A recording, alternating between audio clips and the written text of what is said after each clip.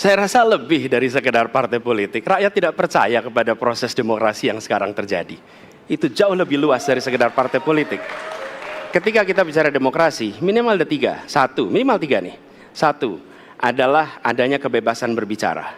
Yang kedua, adanya oposisi yang bebas untuk mengkritik pemerintah dan menjadi penyeimbang pemerintah. Yang ketiga, adanya proses pemilu, proses pilpres yang netral, yang transparan, jujur, adil. Tiga. Dan kalau kita saksikan akhir-akhir ini, dua ini mengalami problem. Kita menyaksikan bagaimana kebebasan berbicara menurun, termasuk mengkritik partai politik. Dan angka demokrasi kita menurun, indeks demokrasi. Mas Anies.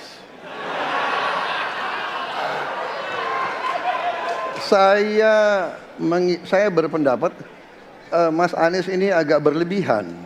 Mas Anies mengeluh tentang demokrasi ini dan itu dan ini. Mas Anies dipilih jadi gubernur DKI menghadapi pemerintah yang berkuasa.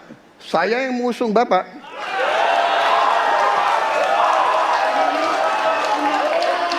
Kalau demokrasi kita tidak berjalan, tidak mungkin Anda jadi gubernur.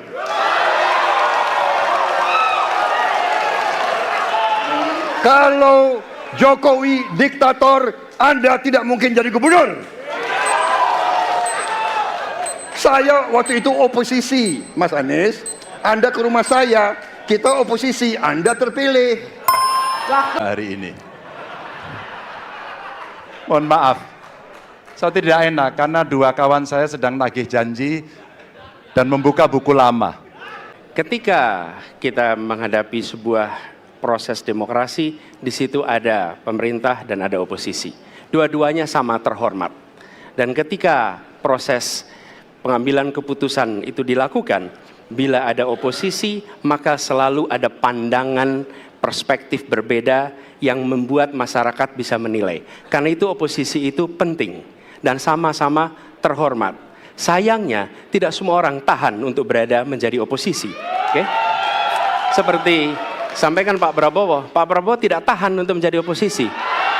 Apa yang terjadi?